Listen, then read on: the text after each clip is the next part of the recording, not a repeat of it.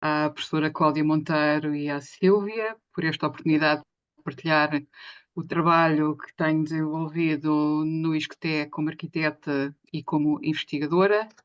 A minha apresentação hoje será essencialmente em torno do trabalho que eu tenho desenvolvido no âmbito do doutoramento, mestrado, no ISCTE e com diferentes atores que têm permitido ter esta visão, como está no título, esta visão urbana transdisciplinar. E hoje vou tentar cumprir o tempo de meia hora que vai permitir partilhar o trabalho que tenho desenvolvido, urbano transdisciplinar, abordagens para o ensino sobre as cidades inclusivas e resilientes. Começo com uma provocação que é de 1942, do José Luís Sartre, que diz "Can your city survive?", que de alguma maneira nos permite compreender que a cidade tem sido desde sempre um palco ou um objeto de estudo importante para nós e que muitos dos temas que vão sendo abordados para o presente já foram abordados no passado e que agora temos outras ferramentas ou temos outros processos para os analisar, mas eles têm feito sempre parte das preocupações dos arquitetos.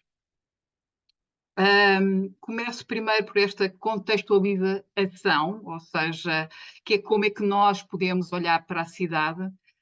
Estamos no centenário do nascimento do arquiteto Fernando Távora, um arquiteto que lecionou na Faculdade de Arquitetura da Universidade do Porto, e que nos indica que a cidade, sem dúvida, a maior criação física da humanidade e uma das mais magníficas e significativas criações do seu espírito, atravessa agora tempos difíceis, da já sua longa história. A cidade atual é geradora de atritos de toda a ordem que não favorecem a vida física e espiritual dos seus habitantes. E isto é, se olharmos para os dados da OCDE,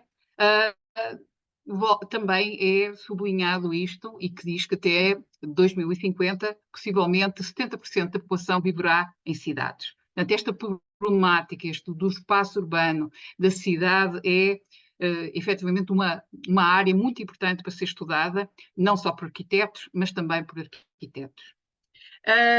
E isto leva-nos, então, estas enormes preocupações, leva-nos a estes 17 Objetivos de Desenvolvimento Sustentável, que de alguma forma são uma visão comum para a humanidade, com uma preocupação muito grande com o planeta. E que estas preocupações nasceram em 2015, ou seja, consolidaram-se em 2015 e vão até 2030, e é neste âmbito que nós estamos a trabalhar com investigadores e com alunos para compreender como podemos abordar a cidade para conseguir atingir estes objetivos. Claro que o objetivo 11, e por isso o título de Inclusivas e Resilientes, Sustentáveis, Seguras, é um ponto-chave desta nossa preocupação de trabalhar a arquitetura, de trabalhar o espaço público, de trabalhar como, efetivamente, poder integrar cada vez mais os aglomerados para que eles não sejam um problema, mas sim uma solução para a humanidade. E dentro de toda esta lógica dos Objetivos de Desenvolvimento Sustentável, em Portugal foi implementado o ODS local, que tem esta preocupação, e como tenho trabalhado com alguns municípios de Portugal, é importante olhar para esta plataforma, porque ela visa monitorizar a evolução dos municípios em relação às metas a atingir nos Objetivos de Desenvolvimento Sustentável. E que tem uma visão local e que é no trabalho que eu tenho desenvolvido um ponto essencial do trabalho que temos feito. O desenvolvimento local e devem ser desenvolvidos através de processos participativos, envolvendo os serviços municipais, as juntas de freguesia, as associações de moradores, as coletividades, organizações não governamentais, movimentos de cidadãos, presentes nas cidades. Portanto, a partir desta visão global, que são os Objetivos de Desenvolvimento Sustentável, devemos ter cada vez mais uma visão local e das suas particularidades e do envolvimento das pessoas que conhecem o local na tomada de decisão. E também, ou seja, associado a isso, existe cada vez mais uma visão transdisciplinar, que é uma nova forma de aprendizagem e resolução de problemas que envolve a cooperação entre diferentes partes da sociedade, onde a academia, novamente, os parceiros da sociedade civil, todos devem ser envolvidos, sempre numa visão transdisciplinar de problemas tangíveis do mundo real, em que estas múltiplas pessoas devem estar envolvidas e os processos que devem ser cada vez mais transdisciplinares levam a uma abordagem orientada para a prática e com impacto. Como vamos ver neste esquema, cada vez mais os problemas são problemas da vida real, onde vários atores devem organizar-se para definirem este problema, encontrarem o problema, compreenderem que é preciso analisá-lo, é preciso estudá-lo, para depois poder ter impacto. E impacto muitas vezes em processos experimentais, mas que vão ter impacto e que vão resolver os problemas tangíveis necessários através desta visão transdisciplinar. E eu acho que este esquema ajuda-nos completamente a entender que é preciso sair muitas vezes das nossas áreas disciplinares para conseguirmos fechar estes problemas, analisá-los e, a partir de uma solução proposta e de uma experimentação, ter efetivo impacto na coletividade, um impacto societal.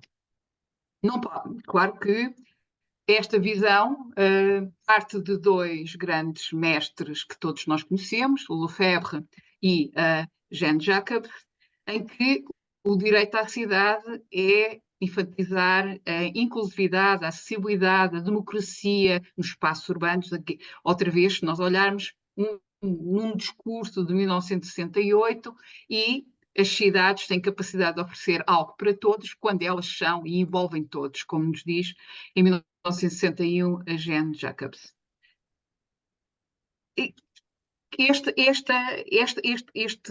Isto leva-nos a pensar que a cidade deve dar espaço, e é isso que nós temos feito no trabalho aqui realizado no ISCTE, espaço à experimentação de espaço aberto, ou seja, poder experimentar, poder testar no mundo real, nas ruas, nas praças, e desenrolar, envolver também sujeitos em certas estratégias inovadoras. Só desta maneira é possível olhar para a cidade e conseguir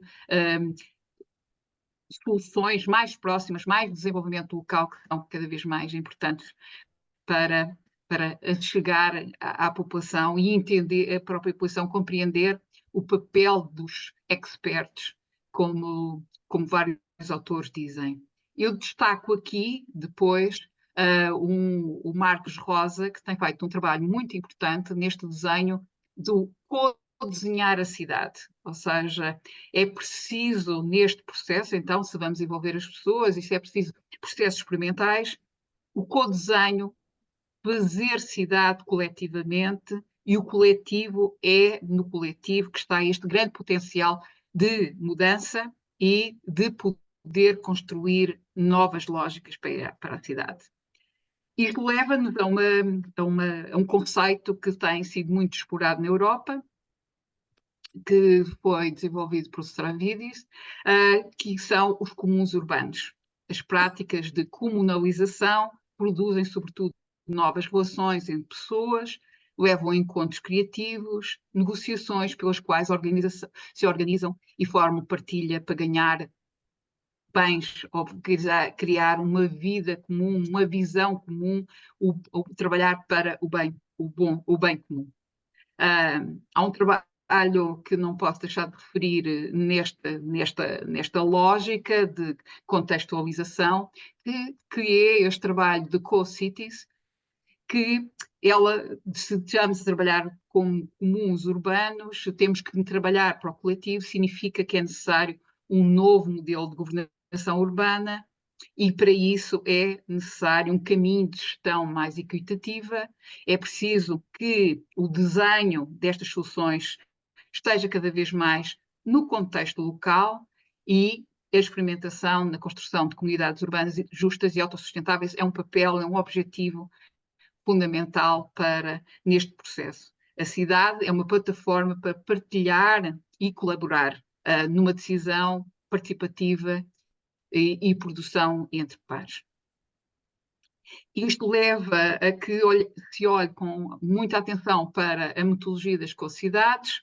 É preciso olhar para este comuns urbanos como o bem comum, que é preciso pensar no espaço público, e temos então aqui vários processos, vários elementos que são importantes. As pessoas têm que falar, tem que haver uma cogovernação coletiva, tem que haver se falamos de ecologia ou de objetivos de desenvolvimento sustentável, é preciso que a economia compreenda efetivamente que impacto e que ela tem que estar sensibilizada e tem que fazer parte. É preciso envolver ferramentas digitais, esta transição digital é também bastante importante, e tudo isto leva para um experimentalismo que estas várias experiências podem efetivamente permitir aos municípios ou permitir a quem está a decidir, e se fizer parte do processo, implementar de forma institucional essas práticas. Para isso, como está aqui a dizer, é preciso modelar, é preciso falar, é preciso mapear, é preciso praticar, é prototipar, é preciso testar e voltar a fazer este círculo de 6 passos para que, de alguma maneira, se consiga atingir este objetivo da cidade co-criada por todos. Neste ser a cidade co-criada, eu remeto para a Lee Sanders,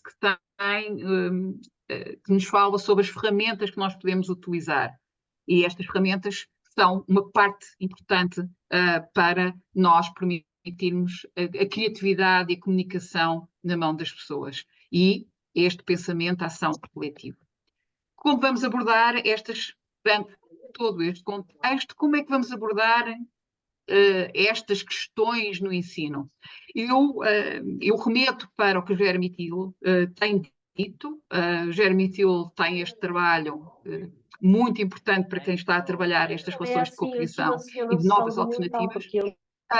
E ele diz-nos que daqui a 20 anos os arquitetos vão estar educados nos valores e na sequência de espaços sobre os quais experimentam. Cada vez mais esta relação com a realidade é importante. E é isso que nós temos tentado fazer, que eu vou tentar de forma breve mostrar 5 experiências na academia que, de alguma maneira, têm permitido esta experiência com alunos e que têm permitido também investigar outras formas de fazer e implementar a nível nacional uma outra lógica, uma lógica alternativa de construção da cidade e de espaço público, que é esse que eu tenho trabalhado. E eu vou passar já para a primeira. Dentro desta ideia de um desenvolvimento local e de envolver vários parceiros, e o David está por aqui, fez parte da origem deste curso, foi criado um curso com a Câmara Municipal de Lisboa, com os Arquitetos Sem Fronteiras e com o ISCTE. Tínhamos um laboratório de prototipagem que permitiu olhar e sensibilizar os alunos e colaborar transdisciplinarmente para como é que nós podemos abordar a cidade a partir dos projetos BIP-ZIP, que são bairros de intervenção prioritária e zonas de intervenção prioritária de Lisboa, que foram identificados pelo município e que têm um enorme impacto e que é preciso, de alguma maneira, envolver diferentes atores para alavancar outras soluções.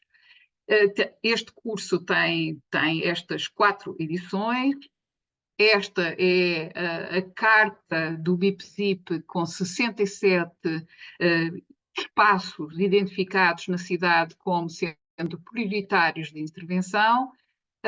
A Câmara Municipal, em cada uma das edições, foi-nos indicando espaços a serem intervencionados, serem pensados com os alunos, e estabelecemos uma metodologia com uma visão transdisciplinar, a partir da ideia de uma análise diagnóstico, metodologias e ferramentas, e depois empreendedorismo. Ou seja, podemos dar todo o ciclo que, dentro do estúdio, do Laboratório de Intervenção em Territórios Colaborativos, era possível desenhar soluções. E o objetivo era promover processos de mapeamento, diagnóstico, decisão, desenho, construção e empreendedorismo, e dotar os participantes de metodologia de caráter multidisciplinar, através de uma visão transdisciplinar, no exercício prático, em cenário real. O primeiro módulo era desenvolvido desenvolvido pelo David Leite Viana e Isabel Carvalho, era um módulo de contextualização da urbanização e da morfologia, que permitia como podemos ver aqui nesta imagem, utilizar ferramentas digitais para mapear e identificar situações no bairro através de processos de deriva.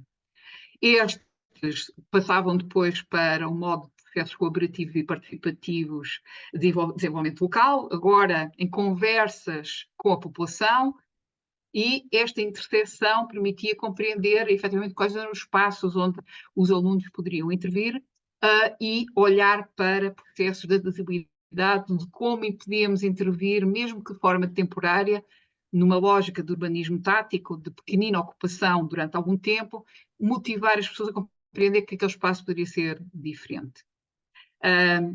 Tendo isto, e tendo identificado o território, os seus problemas e táticas de intervenção, passávamos então para processos de fabricação digital, e neste processo de fabricação digital os alunos podiam prototipar soluções que poderiam ser implementadas no território. Sempre esta relação entre o analógico e o digital no processo de pensamento de soluções para o território. Depois de termos feito todo este processo, entramos então no modelo de empreendedorismo e inovação, que é como é que podemos desenhar uma solução de longo prazo, ou seja, fizemos todo um pensamento e agora é preciso imaginar como é que isto vai ter efetivamente impacto na sociedade, como é que a população pode, de alguma maneira, beneficiar do processo e todo este processo era pensado através de esquemas que permitiriam a implantação de longo prazo. O laboratório de intervenção passava por aulas dentro de sala, outras envolvimento da população, ocupação do espaço, prototipagem. Temos aqui algumas imagens. Não tem muito tempo, mas eu posso passar já aqui o primeiro projeto que nós fizemos no território, principalmente pela Liga-te ao Bairro, que o objetivo era criar uma nova praça na cidade. E isto são outros projetos que foram sendo feitos, sempre olhando para o espaço público como elemento fundamental de intervenção. Hortas urbanas, promover o espaço multiusos, estratégias de desenvolvimento através da cultura, revitalização de praças. Neste caso, era já em plena pandemia criar um parque comunitário, promover um parque urbano, poder envolver a população através deste jogo para sensibilizar a população pré-escolar para a cidadania. E o Liga-te ao Bairro, que é aquele que eu vou agora explicar um pouco mais, nasceu de uma visão sobre isto é um bairro prioritário, uma zona de habitação social, tínhamos este espaço vazio que tinha sido utilizado nas obras da construção do metro e que era, durante algum tempo, utilizado por toxicodependentes e não como espaço público da cidade. Foi feito um processo participativo, ouvir a população, permitir que a população atravessasse a estrada, porque a população que vivia no bairro não atravessava a estrada para aquele sítio porque sabia que aquele sítio não era seguro pela toxicodependência. Fizemos uma primeira ação, compreendemos a potencialidade daquele sítio, temos aqui algumas imagens do trabalho que foi feito com os alunos para compreender o potencial do espaço. Os resultados de todo este trabalho permitiu uma candidatura BIP-ZIP. A Câmara Municipal de Lisboa tem anualmente uma chamada para projetos coletivos onde é possível financiar 50.000 euros. Os alunos, como tinham tido um contacto com as juntas de freguesia, com as associações locais, aproveitaram a oportunidade para apresentar este projeto. Este projeto foi vencedor, foi feito um conjunto de ações no território. Estas são algumas das ações que foram feitas com a população ao longo do ano, com 50.000 euros, e no final um espaço que era de toxicodependência e que as pessoas não atravessavam porque era inseguro, tornou-se um espaço seguro e como resultado temos esta nova praça, que se visitarmos hoje, ainda é esta praça onde utilizamos processos participativos de ocupação e que as pessoas compreenderam que era um espaço para eles. Outro espaço que vou passar rapidamente, que foi, novamente, dá uma maneira para falar sobre as parcerias, ou seja, isto são duas universidades, o ISCTE, Universidade Autónoma de Lisboa, a Câmara Municipal de Almada, uma associação local no bairro, arquitetos, jovens arquitetos, e tínhamos um território como este, chamado Torrão 2, que quem estiver no Brasil a assistir identifica como sendo uma favela e que nós temos também temos esta realidade. Portanto, era preciso, os alunos foram convidados a olhar nesta realidade e compreender que possibilidades é que tinha este espaço de intervenção a partir de uma metodologia, novamente, ateliês, bairro e investigação, projeto para o bairro através de ateliês, um material que foi oferecido, ou seja, utilizar o laboratório de fabricação digital para poder fazer soluções e depois a construção no próprio sítio. De uma forma muito breve, é interessante dizer que a primeira reunião que tivemos neste bairro remetia-nos para a impossibilidade de fazermos este trabalho, porque as pessoas não estavam disponíveis para nos atender. E posso-vos dizer que espaços como este tornaram-se espaços como este. Nas primeiras visitas nunca tínhamos visto crianças, e através destas intervenções, envolvendo os alunos e desenhando e prototipando soluções, foi-nos possível, no dia da inauguração, vermos as crianças a brincar no espaço do bairro. Outros projetos todos estes espaços que estão aqui, que eram não utilizados, espaços públicos vazios, sem utilização, e que terminam com um ateliê a propor espaços de estadia, e que estes espaços foram construídos com os habitantes, com as associações, com os alunos, portanto, e que permitiram no final, estas pessoas que tinham sido informadas que não estariam disponíveis para nos atender, entretanto, já estavam num enorme convívio com os alunos, convidavam para entrar em casa, compreendiam que os arquitetos podiam ter um papel na melhoria das suas casas. Portanto, este processo de trabalhar, de experimentar, foi muito valorizado e para nós muito recompensador. Outro espaço dos Like Arquitetos, que era um espaço cheio de lixo e que nós verificamos nas primeiras visitas, que era um sítio onde as pessoas podiam sentar e que estavam muitas vezes a conversar, foi criado uma mesa coletiva e foi limpo e portanto, permitiu a ocupação do espaço com esta qualidade criada por este espaço. Outro workshop que nós fizemos, esta escola de inverno, na moradia, foram organizados 3 laboratórios. Estes laboratórios, um ligado para o espaço físico, outro às palavras e outro às imagens. Aquilo que eu vou explicar melhor será este do laboratório cívico ligado ao espaço físico.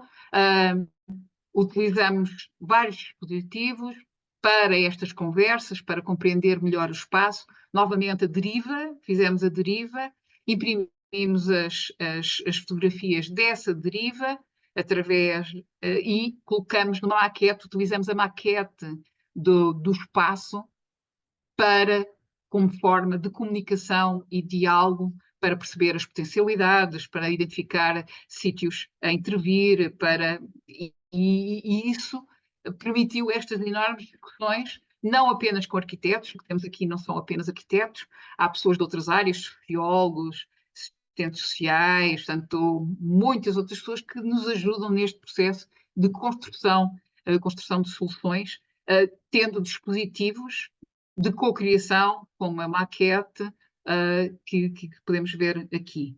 No final, a maquete foi a soma de todas as discussões e o sítio onde estavam as soluções para aquele sítio, todo construindo um diálogo sempre em torno da realidade, do espaço físico em maquete e das vários layers de discussão que foram fazendo parte deste workshop ou desta escola de inverno de 8 dias.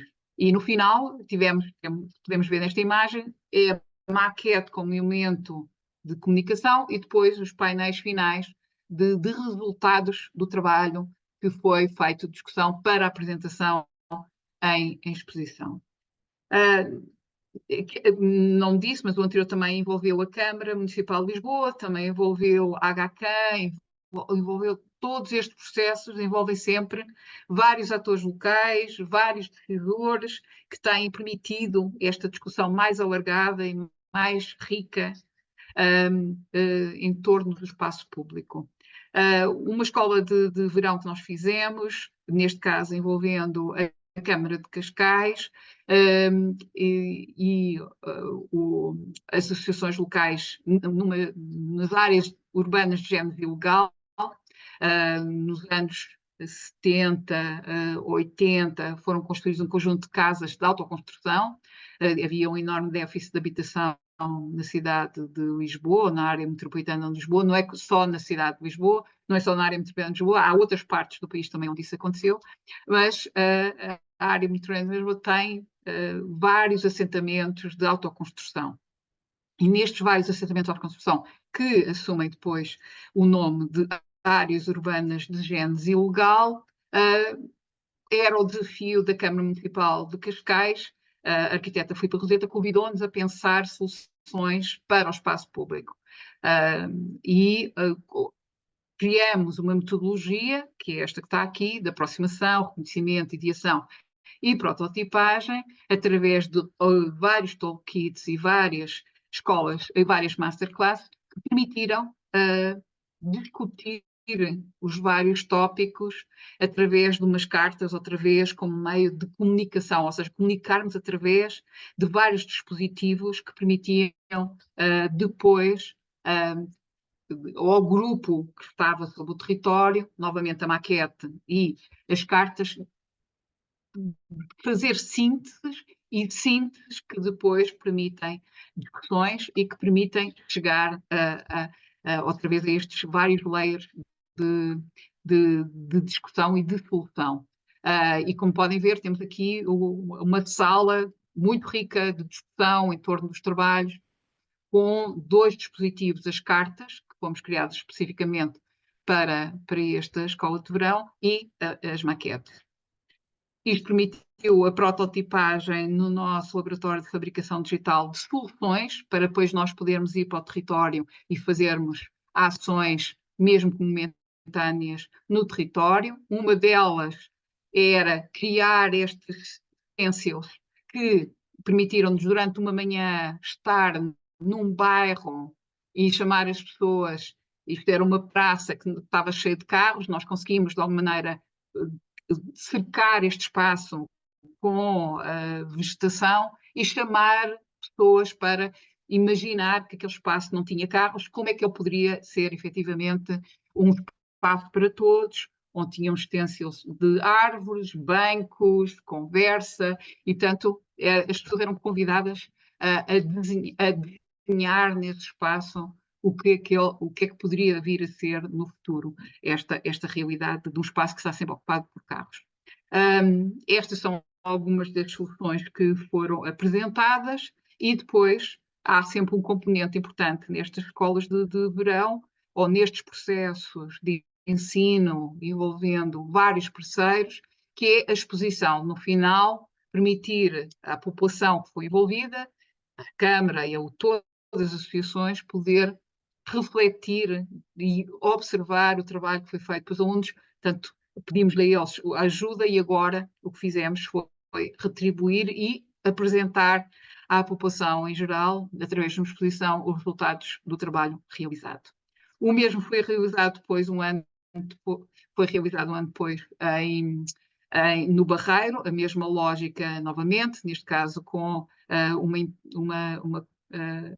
Baía do Tejo, que era uma empresa que estava aqui público-privada, porque o Barreiro tem esta característica mais industrial, novamente envolvendo ouvir as pessoas para poder obter o que a cidade quer, o que é que nós queremos para a cidade, como é que a população local nos pode ajudar nesta leitura da cidade, e envolvendo sempre alunos de mestrado, doutoramento, nestes processos.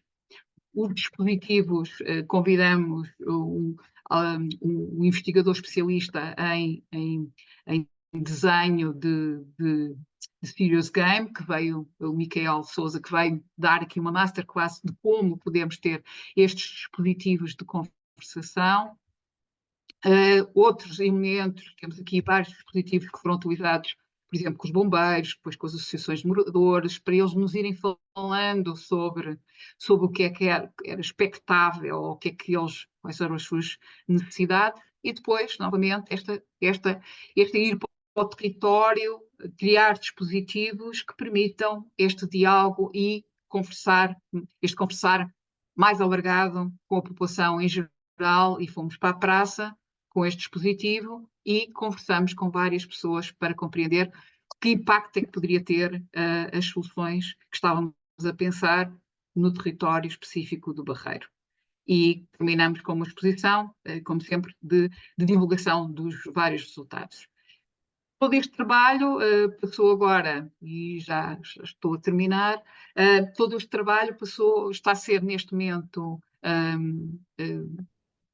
desenvolvido por alunos do mestrado integrado em arquitetura do ISCTE, no último ano do curso. Temos neste momento este desafio de olhar para uma área da cidade de Lisboa que está na periferia, no limite da cidade, novamente um espaço fragmentado e com vários problemas complexos, resultantes de áreas de gênese urbana ilegal, habitação social, de várias camadas de complexidade, e que o que nós temos feito, novamente com outras escolas, neste caso uma escola de inverno, numa parceria com outras escolas aqui do ISCTE, de Lisboa, o Instituto Superior Técnico e a Faculdade de Belas Artes e a Câmara Municipal de Lisboa, fazer este passeio, ou seja, o que estão os alunos aqui é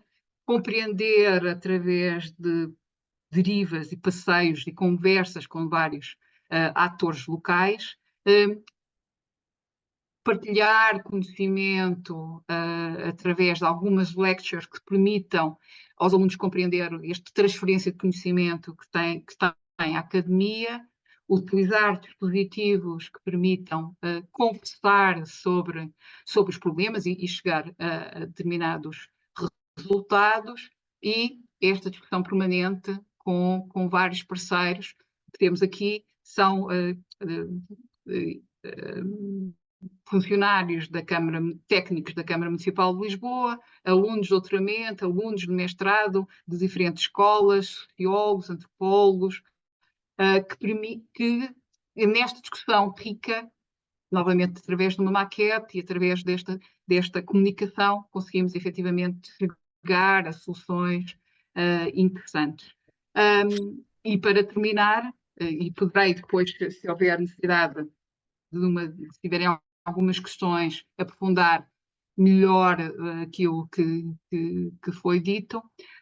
E termino com esta frase, porque eu acho que ela é bastante importante para, se houver aqui investigadores, ou, para mim, mais adequado o público, alunos, alunos que estão neste momento em formação, a repensar a cidade com base na transdisciplinaridade e reconhecer a arquitetura como uma forma de cuidado implica priorizar os recursos partilhados e o bem-estar comunitário no planeamento e desenho urbano. Esta abordagem visa criar cidades mais equitativas, sustentáveis, centradas nas pessoas, envolvendo a comunidade na tomada de decisões e considerando os impactos sociais e ambientais das escolhas arquitetónicas. Como está aqui, ninguém nos silencia. Obrigada. Muito obrigada, Alexandra. Excelente apresentação, obrigadíssima. Passamos agora à Cirlei e depois com certeza haverá muita coisa para falarmos mais. Força, Cirlei.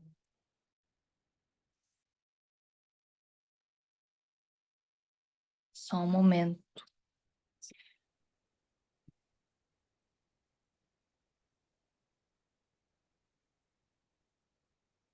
Como eu disse, não tenho muita familiaridade com o Zoom, mas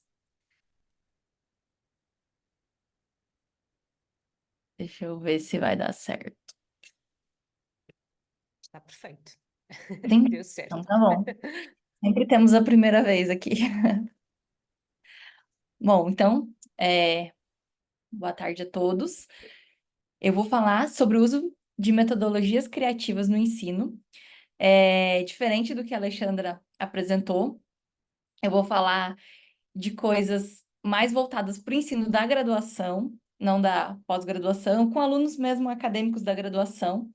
E eu gostaria de trazer umas considerações iniciais, antes de trazer minha apresentação, só deixa eu ver o tempo, vou ser breve, prometo.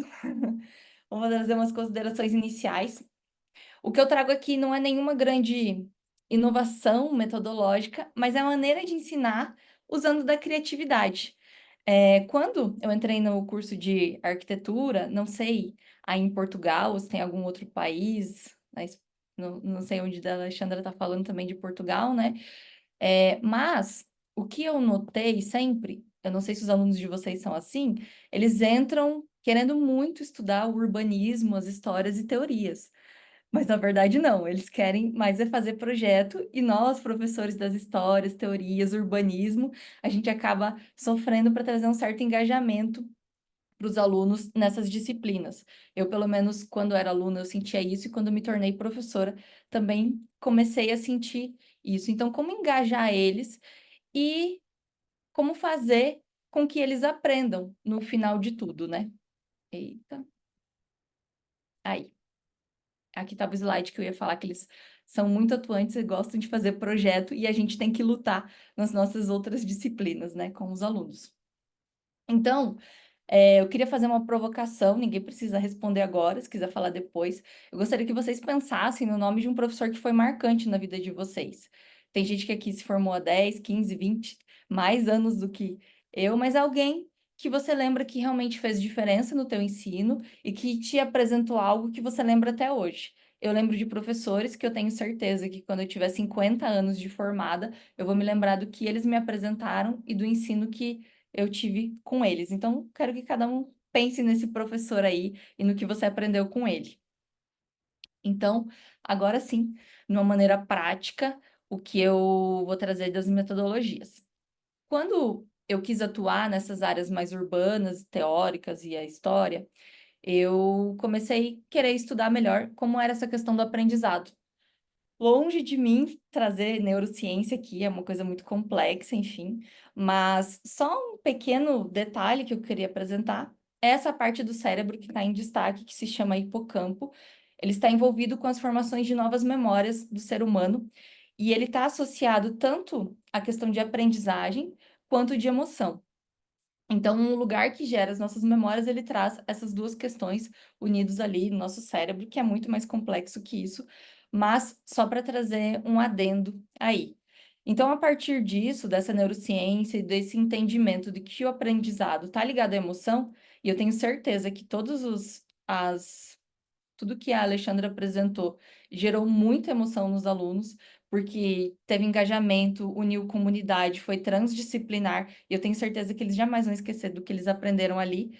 Eu também quero trazer algumas coisas que eu aplico na graduação.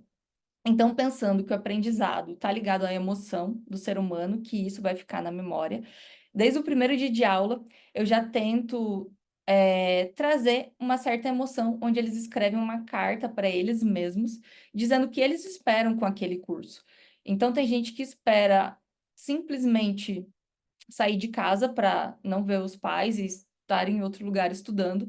Tem gente que espera ser um grande arquiteto, tem gente que tem ambição de ganhar o Pritzker, tem gente que quer ser um grande urbanista, tem gente que quer trabalhar com inúmeras coisas. E aí eles já, no primeiro dia de aula, eles já começam a trazer a emoção para dentro da sala de aula, escrevendo essa carta para eles mesmos, que a gente vai abrir isso lá no final do curso, para ver se eles atingiram isso. E a partir disso, dentro das disciplinas, eu acabo trabalhando a sala de aula invertida, porque entendendo a questão da neurociência, a gente sabe que a gente só, às vezes, trabalhar com uns slides por muito tempo durante a sala de aula, o aluno acaba não retendo muito conhecimento, e é importante que ele estude o conteúdo antes da aula. Então, se eu for trabalhar com a cidade X, eu trago assuntos dessa cidade X, textos e vídeos, para que o aluno estude isso antes da aula. Mas o que pode fazer com que ele tenha interesse em estudar isso, além de ganhar nota e, enfim, aquilo fazer com que ele passe a disciplina, mas é também fazer uma gamificação com esses assuntos.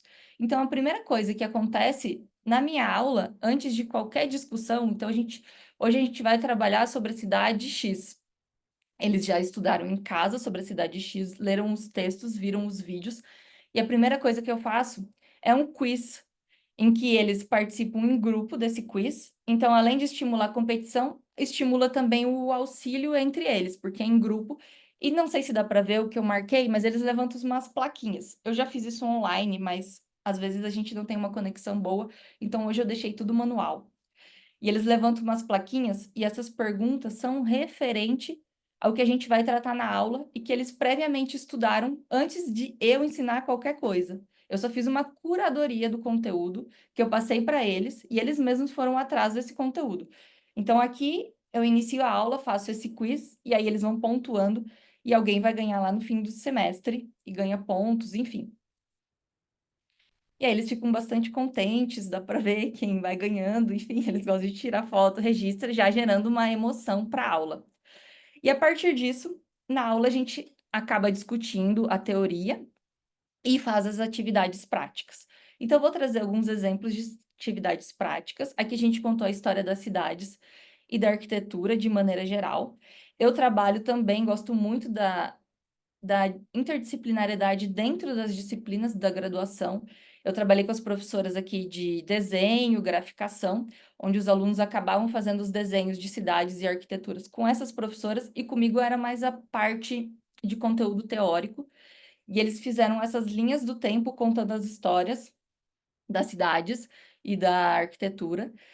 E aí, isso não pode ficar só nessa atividade durante a aula, mas isso deve também estar presente no final da apresentação, para que esse dia de apresentação ele gere uma emoção e isso realmente fique gravado na memória deles como a aprendizagem. Então, além de trabalhar toda a aula um certo tipo de emoção, no final da apresentação eu acabo fazendo uma reportagem com eles, eu tiro foto, a gente acaba publicando isso.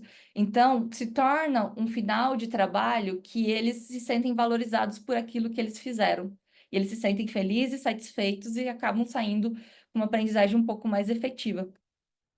Uma outra questão a partir do conhecimento que eles geram em sala de aula, eles acabaram escrevendo um livro e eu propus uma nova ideia, porque às vezes escrever um livro do jeito acadêmico que a gente estuda para pessoas adultas é muito mais fácil para eles, mas a partir do momento que eles pegam aquele conteúdo acadêmico e transformam para um outro tipo de público, nesse caso, talvez vocês estejam percebendo pelas fotos, foi para o público infantil. Então, nesse semestre, eu falei que eles tinham que fazer livros para o público infantil, contando toda a história da arquitetura e das cidades. Então, aqui está contando um pouco da cidade colonial do Brasil.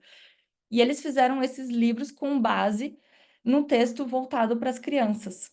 Então, tiveram que aprender, ler em casa, discutir durante a aula, fazer esse game que eu faço com eles e depois transformar isso em livro. Esses livros tinham atividades também, então eles tiveram que pensar em atividades e como atrair um público infantil para um interesse em um assunto acadêmico. E aí a gente fez também uma exposição e a gente convidou crianças para participar do lançamento desses livros dos acadêmicos, né? Também para gerar um dia criativo, de emoção, e para gerar que esse aprendizado fique efetivo na memória deles. Outra questão que nós, professores, gostamos bastante é fazer seminários, né? Mas o seminário, às vezes, acaba ficando um pouco maçante para quem está assistindo e, às vezes, quem está fazendo só se interessa pelo conteúdo que ele mesmo vai apresentar. Não fica interessado no que os outros vão fazer. Então, eu pensei em trazer seminários de uma forma diferente também. Então, aqui são os meus seminários, estão meus alunos, e dá para ver aqui que tem um aluno caracterizado e os outros ali estão com o corpo pintado, alguns adereços, enfim. Então, qual que é a ideia do seminário?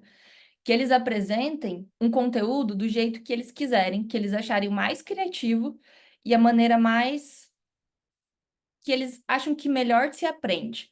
Então, aqui teve um grupo que apresentou um conteúdo de uma cidade a partir de um rap. Então, eles escreveram uma música, gravaram essa música e eles fizeram a apresentação da música, que eu, infelizmente, não tenho ela para mostrar aqui para vocês.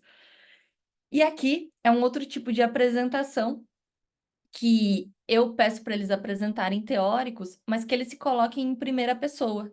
Ou seja, se eles forem apresentar a ideia do Le Corbusier sobre a cidade, eles vão se vestir, se caracterizar conforme o Le Corbusier se vestia e era, e eles vão apresentar esse seminário com essa caracterização, e quem estiver assistindo também fica caracterizado com a maneira que as pessoas viviam no início do século XX, por exemplo, e as perguntas feitas ao teórico, teoricamente que está ali apresentando, também são perguntas que se fariam, por exemplo, no início do século XX.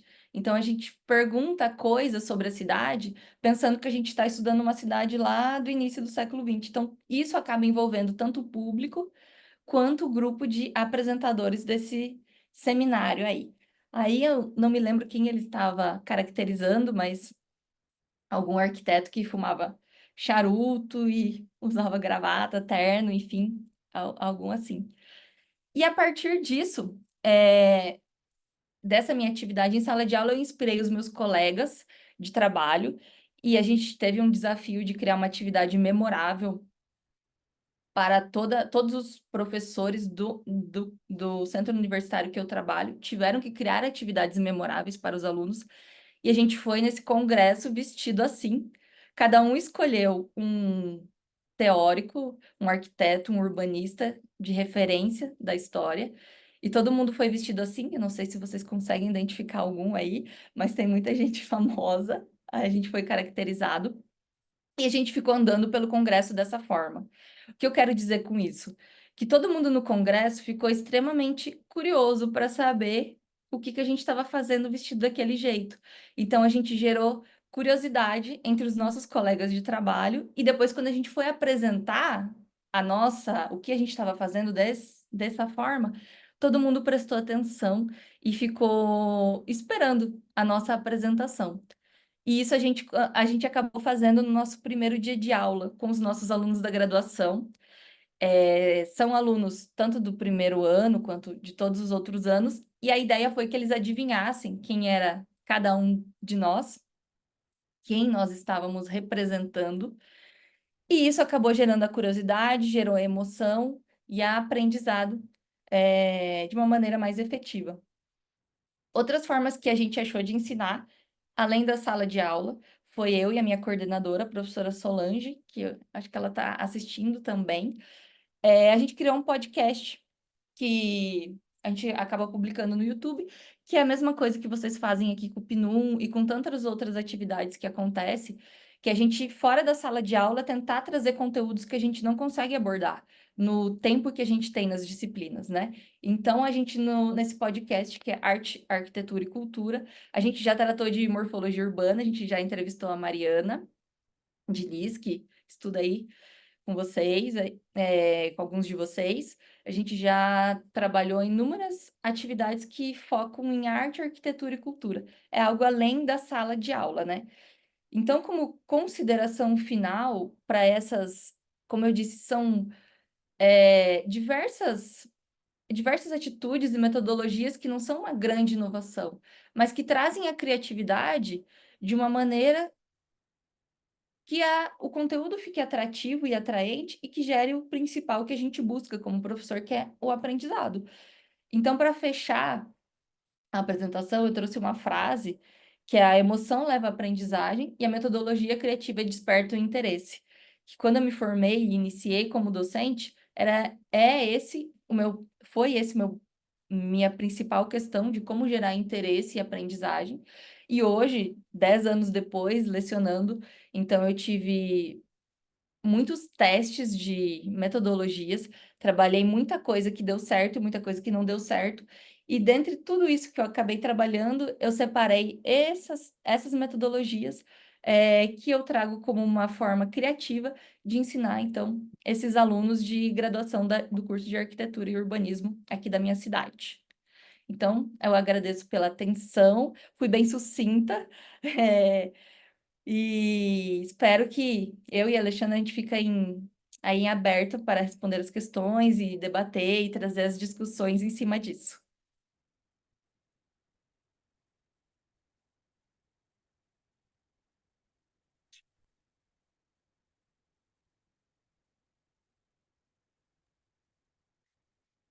Olá, muito Desculpa. obrigada. Eu sim, estava eu sem tava... som. Pois é, eu ia dizer. Desculpem.